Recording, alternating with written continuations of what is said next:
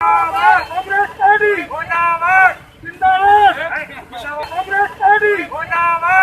बोला तूने? अबे तू मेरी तरफ है कि इसकी तरफ है? आप ही की तरफ खाक मेरी तरफ है? बात कह रहा हूँ। राम राम सभी सनातनी भाइयों को स्वागत है आज की इस नई वीडियो में। आज की इस वीडियो में मैंने बहुत सारे फनी क्लिप्स और राष्ट्रवादी क्लिप्स को किया है, तो आप सबसे अनुरोध है कि वीडियो में अंत तक बने रहिएगा और वीडियो को पूरा देखकर ही जाइएगा। और हाँ, आज की इस वीडियो में लास्ट वाली क्लिप बिरसा मुंडा जी की होने वाली है, तो आप सबसे अनुरोध है कि उस क्लिप को बिल्कुल भी मिस मत कीजिएगा और वीडियो को पूरा देखकर ही जाइएगा। तो चलिए आरंभ करते हैं आज की इस वीडियो को। I'm here. Okay, listen. My name is not Sir. Okay. My name is Rahul, so call me Rahul, please. Okay. Hi, Rahul.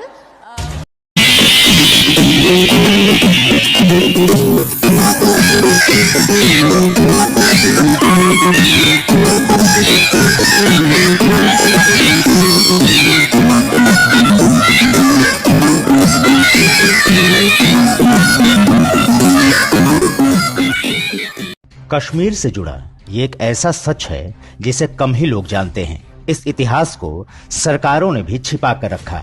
ये घटना है भारत के विभाजन के ठीक 2 महीने बाद, यानी अक्टूबर 1947 की। कश्मीर भारत के हिस्से में आया था। वहाँ के महाराजा थे हरि सिंह। सैकड़ों ट्रकों में सवार पाकिस्तानी सेना और कबायलियों ने कश्मीर पर हमला कर दिया। कश्मीर में डोगरा सेना के कमांडिंग ऑफिसर थे कर्नल नारायण सिंह। उनकी सेना भी तैयार थी, लेकिन मुश्किल एक ही थी कि उनकी सेना में मुसलमानों की अच्छी खासी संख्या थी। नारायण सिंह को कई लोगों ने समझाया कि पाकिस्तानी फौज से लड़ते समय डोगरा सेना के मुस्लिम अफसरों और जवानों को न भेजा जाए, लेकिन नारायण सिंह ने बात नहीं मानी।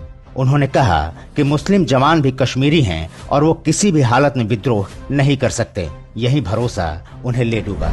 लड़ाई की पहली ही रात डोगरा रेजिमेंट के लेफ्टिनेंट कर्नल मोहम्मद असलम खान ने कश्मीर के राजा से गद्दारी कर दी। उसने कर्नल नारायण सिंह की हत्या कर दी, साथ ही पूरी डोगरा कंपनी को मौत के घाट उतार दिया। पाकिस्तानी घुसपैठियों के साथ मिलकर उन्होंने कश्मीर का पहला मोर्चा फतह कर लिया। इसके बाद मीरपुर में लगभग 20,000 कश्मीरी हिंदुओं का नरसंहार किया गया। राजा हरि सिंह की सेना के मुस्लिम सिपाहियों ने सैकड़ों हिंदू महिलाओं के साथ बलात्कार किया और मीरपुर कलेक्ट्रेट पर पाकिस्तान का झंडा फहरा दिया। ये सब होता रहा, लेकिन राजा हरि सिंह को इस धोखे की खबर तक नहीं लगी। उन्होंने डोगरा सेना के एक और कर्नल रहमतुल्लाह और मेजर नसरुल्लाह को राजौरी क्षेत्र को बचाने के लिए भेजा। कर्नल रहमतुल्लाह और मेजर नसरुल्लाह ने भी वही किया जो मीरपुर में असलम खान कर चुका था। राजौरी में डोगरा सेना के सारे गोरखा सैनिक अपने ही सेना के हाथों मार डाले गए।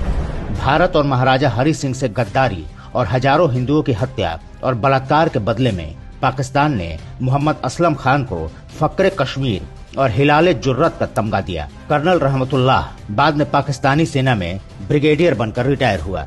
इतिहास का ये वो सबक है जो आज भी याद रखने की जरूरत है, ताकि सेकुलरिज्म के नाम पर अब कोई देश के साथ गद्दारी करने की हिम्मत न कर पाए।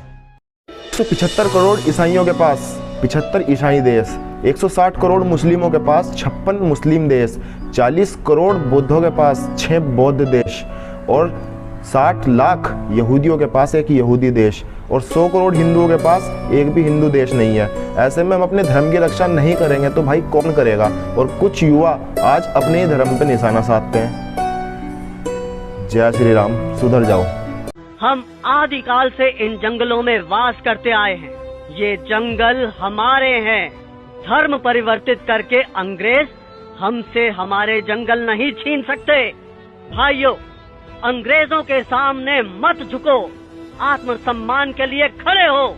बिरसा के अनुयायी गांव-गांव में जाकर बिरसा की इस शिक्षा का प्रचार करने लगे। उसके कहने से वनवासियों ने अंग्रेजों को लगान देना बंद कर दिया। ये सब देख अंग्रेजी हुकूमत तिल में ला गई और उन्होंने बगावत भड़काने के जुर्म के लिए बिरसा को 2.5 साल की कठोर कारावास की सजा सुनाई। लेकिन बिरसा का आंदोलन अब रुकने वाला नहीं था। न वनवासियों ने लगान दिया, न बेगारी की। बिरसा के छूटने पर सारे वनवासी उसके गांव में इकट्ठा हो गए। बिरसा की क्रांति की पुकार से सिंह भूमि, चाईबासा और रांची के जंगल गूंज उठे। अब वक्त आ गया है जब हम अपनी जमीनें अंग्रेजों से वापस लेंगे और एक नए सतयुग का आरंभ होगा। हम इस धरती के पुत्र हैं और यहाँ हमारा राज होगा। बिरसा गांव-गांव घूमकर अंग्रेजों के खिलाफ मोर्चा बढ़ाने लगा।